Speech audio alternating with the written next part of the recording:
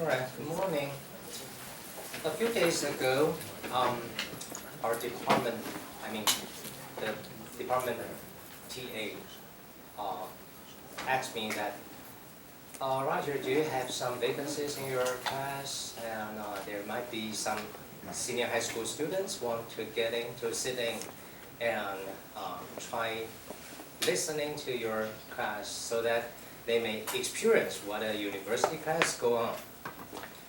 But I say yes, I guess so. Maybe 10 students.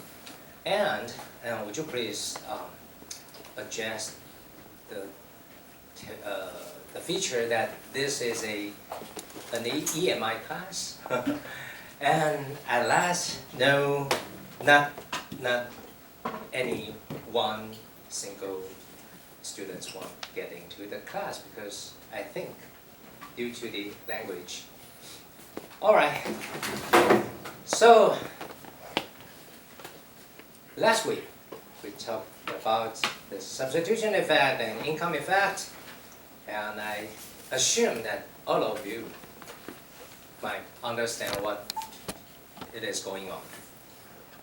So we have an initial budget line and a new budget line.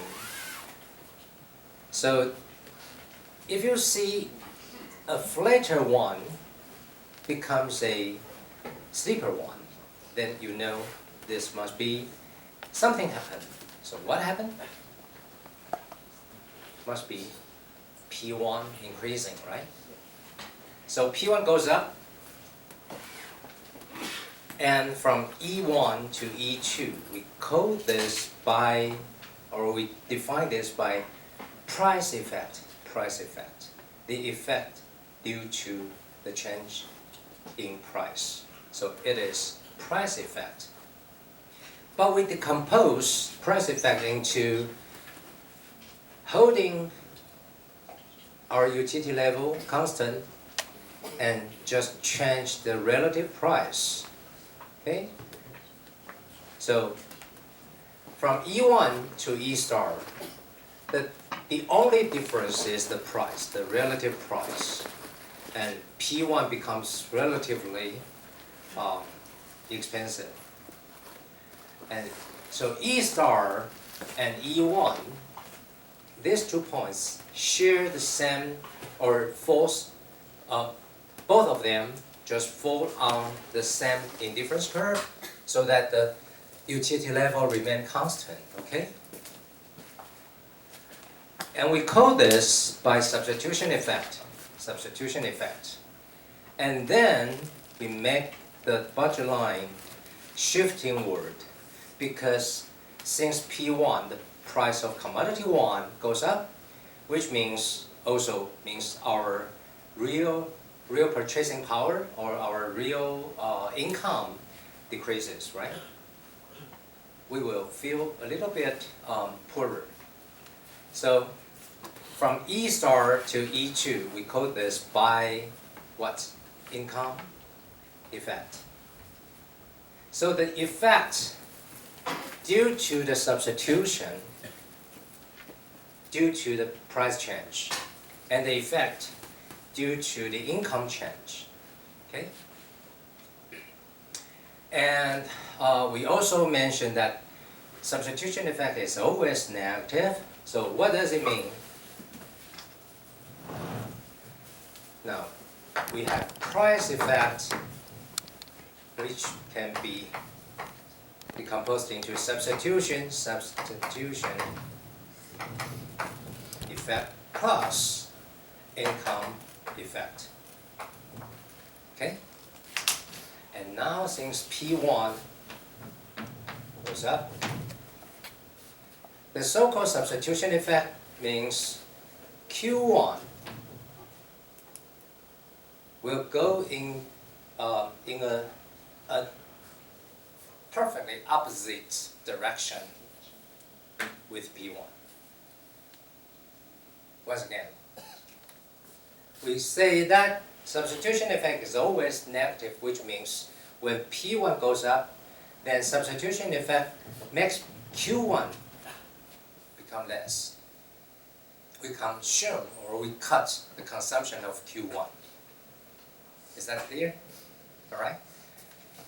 And then, so when income prices, individuals consume less of it because they are substituting away from the now more expensive good. So P1 increases, and then commodity 1 becomes the more expensive good. And we want to consume or just consume away from. We want to escape from this more expensive one. So we just substitute, we're using something to substitute the more expensive one, which is commodity 2, because P2 remain constant, and since P1 goes up, and relatively P2 looks like more cheaper, right? The more cheap looks cheaper, okay? So Q1 decreases, but at the same time, actually Q2 must increases in this case. We just use Q2 to substitute Q1, all right, to replace. And the direction of income effect depends upon whether the good is inferior or normal. When price increases and the good is normal, the income effect is negative, okay? So negative. I'd like to clarify why we use negative here. All right, now the price increases, and how about your real income? It increase or decrease? It would decrease, right?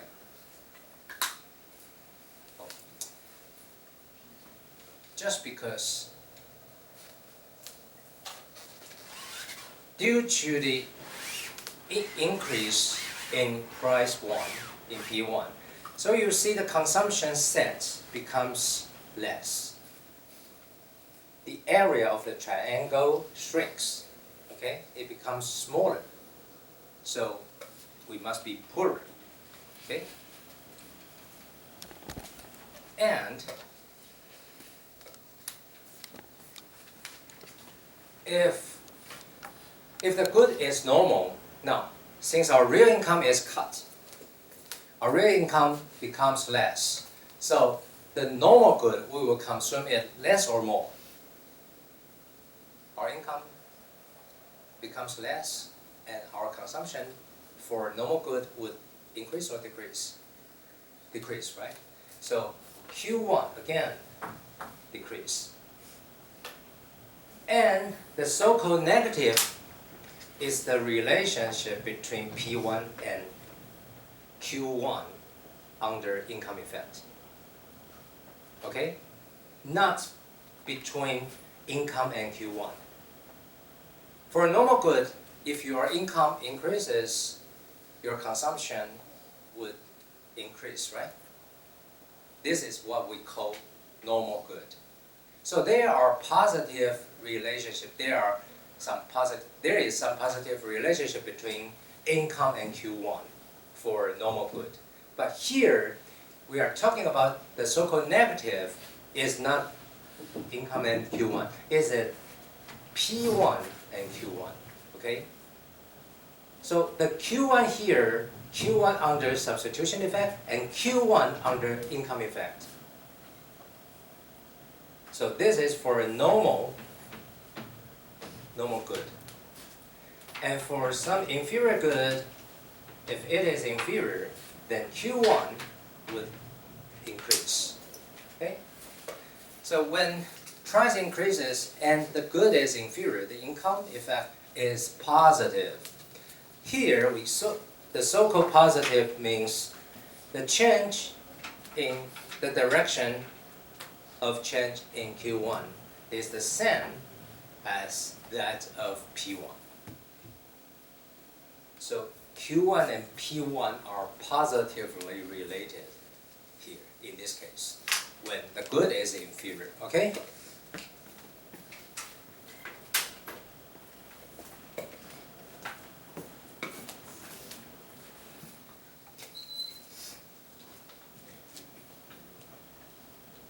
question here?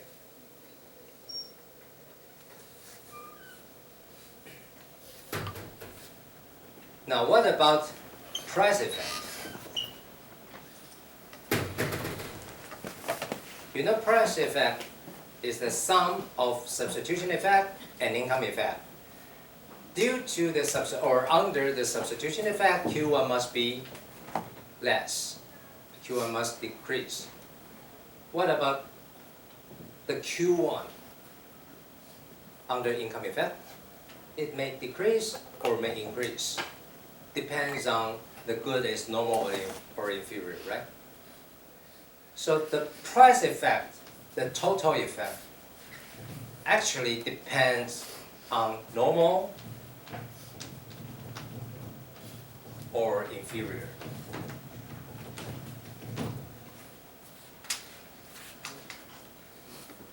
For an increase in P1, if the good is normal, then decrease, decrease, decrease, right? The answer is definite. The answer is absolute. It's so clear. Because either substitution effect or income effect makes Q1 less. Okay, makes Q1 decrease. So the total effect or the price effect must make Q1 decrease when it is a normal good. But however, when this good is inferior, then you will see some conflict between substitution effect and income effect. Substitution effect is always negative. However, the income effect for inferior good is positive. So inferior, negative, positive, so there is some conflict. And so it depends on the size, the effect size of these two. When substitution effect is bigger, is larger than income effect, then Q1 can be decreasing. However, if income effect is larger, is more important than substitution effect, then Q1 may increase. Okay? This is because there is some conflict between these two. Alright, so when P1 goes up, we may see here and here Q1 decreases, which satisfy the law of demand. A higher price and less quantity demanded, right? But we also see some exception here. When P1 becomes more, or P1 increases, Q1, the quantity demanded, also increase. And in this case, we call that, do you remember the term? Yeah, defense good.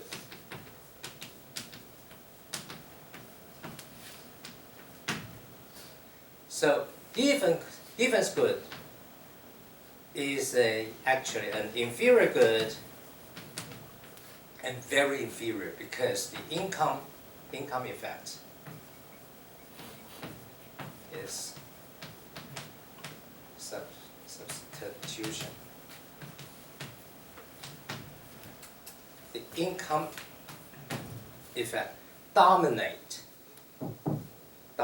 the substitution effect. Okay? So defense good is a very inferior good.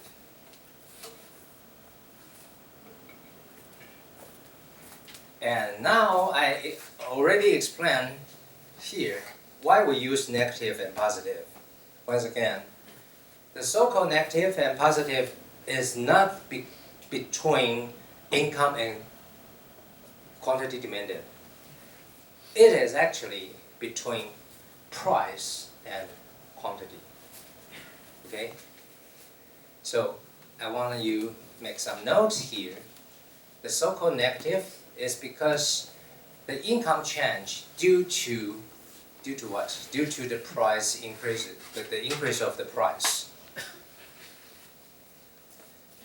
makes the quantity demanded less. So we call it negative. Okay? Negative, negative. However, if your good is positive between P and Q. Any question here?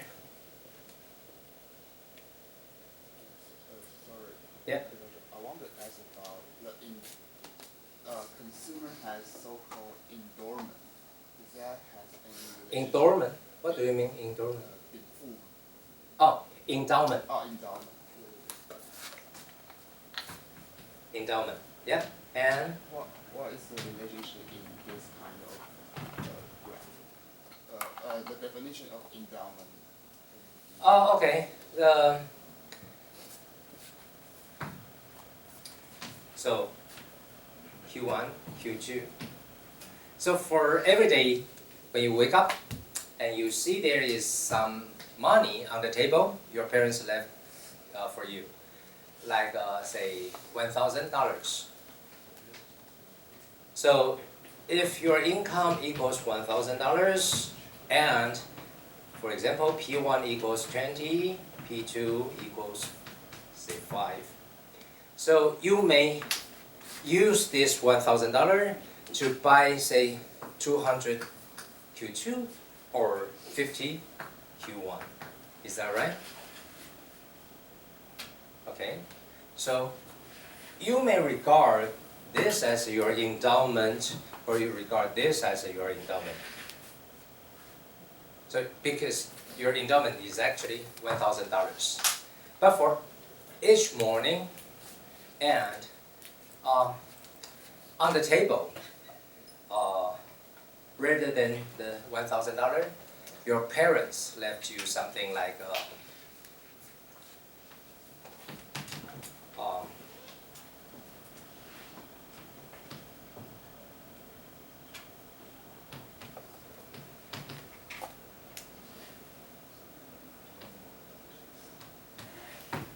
let me see.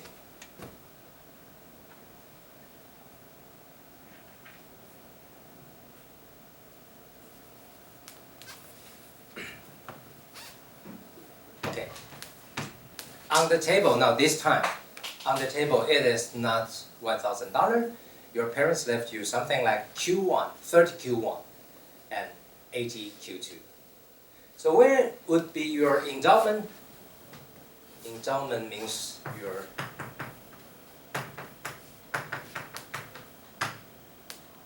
or you may use another term, 禀赋or 远付, right? Endowment. So your endowment would be 30, 80, 30 and 80. So it is a point, not on the axis, but for within the area of the Q1, Q2 plan. Okay, so every morning you have this amount of bundle of goods. And you can do something. You can go to the market and sell out all of them. So you may sell, say, $600 because P1 equals 20, you have 30 units of Q1, right? So you may have $600 and $400, and totally you got $1,000 back. And then you may go to buy something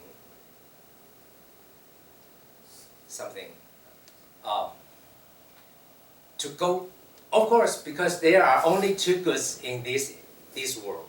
So you have only Q1 and Q2 to be your option, right? So you have to buy some Q1 and buy some Q2. And if you want to buy less Q1 and more Q2, so what can you do? For example, you got 30 now, but you don't need that many, you just need 20. You think maybe your indifference curve. This is your indifference curve, and the tangent point, your optimal solution, falls here. So you want to consume 20 units of Q1. Now you have 30.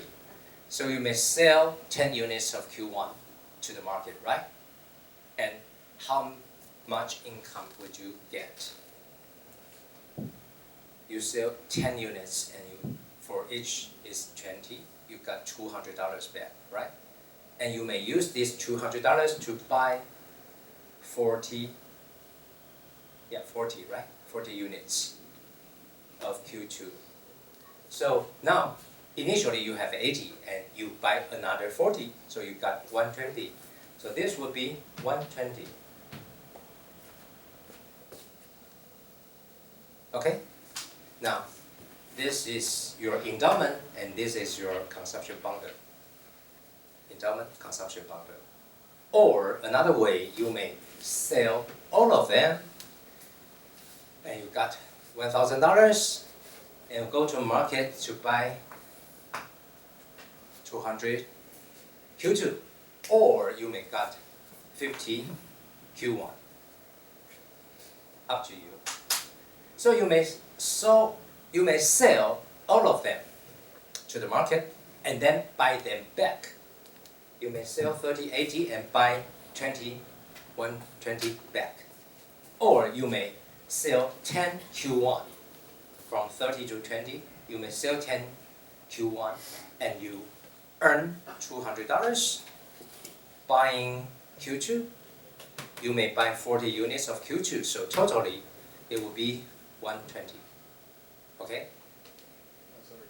So let me recap this. So according to the professor, like endowment a given person have, he or she would want to put those endowment into their optimal consumption bundle. Is that your professor your? Endowment will fall on your budget line. If fall on budget line. You either have money or either have some bundle of goods. Okay. So that is your endowment. Okay? And of course, if you are in an autarky means 自给自足, okay? If you are, say, Robinson on an island and you have to earn there's no market because on the island only you. So you have to fish and also you have to gather some fruits or some something to eat. Okay. Anyway, so what you have no choice. You can just consume according to your endowment. But if there is a market and we have the equilibrium prices for Q1 and Q2, which is P1, P2, and you may trade with someone else. So if the indifference curve passing through your endowment, and if the market condition looks like this, what would you do? If now you come back from the island to a city, now you get into the market again, and you have endowment here, what would you do in this case? You will trade with others, right? You will sell Q1 and buy some more Q2 so that you may feel better or better off, right? Get it? You sell some Q1 and buy some Q2. So you may move from your endowment to your optimal consumption point. Okay? And also, if the market condition looks like this, what would you do? you would sell Q2, buy some more Q1, right? And if this is your endowment, if the market condition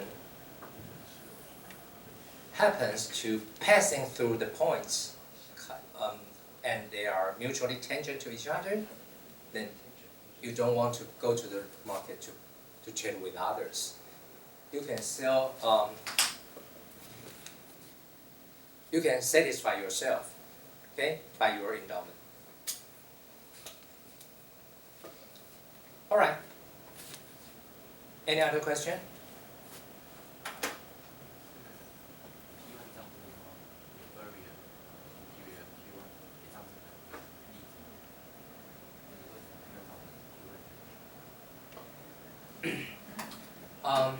We call it given's good. So, like in very early time in Taiwan, like sweet potato, you know that? Sweet potato is not like nowadays. Nowadays, sweet potato is something with nutrition. It's good, so many people like sweet potato. But in old times, the reason why people consume sweet potato is because we don't have that much money to buy rice.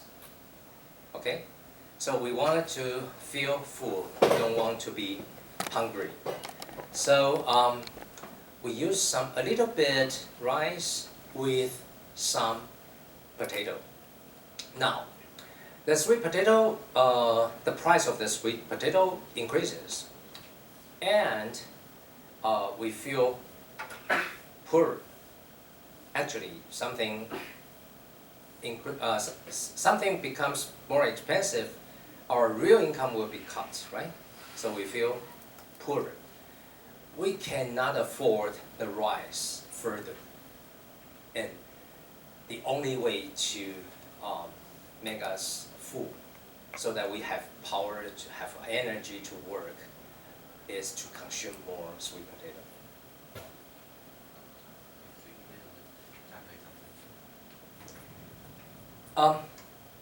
The sweet potato, for the reason why the price of sweet potato increased,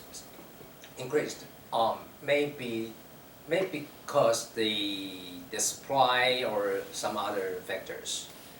All right. So the price increase, and you feel your real income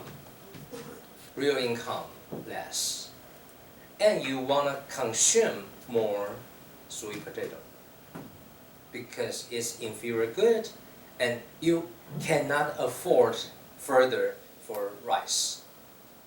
So you have no way. You got to make yourself full, so that you must eat something.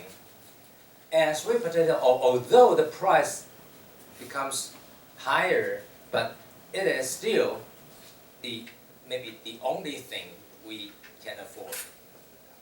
So we have no way to do, or people in that time had no way to do. So they just increase the consumption of sweet potato. That's a very famous case in Taiwan, in old day Taiwan. Okay, any other question?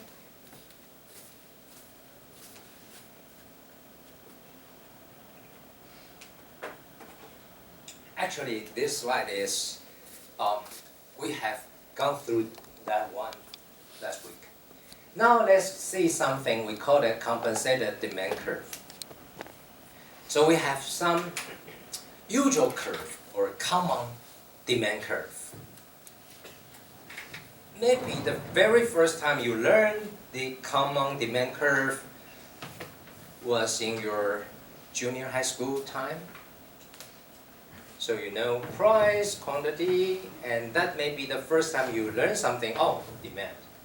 But actually, we call this kind of demand, or if you remember last year, we played a finding an invisible hand. Do you remember the game? And we use some magnet to denote or to trace the curve.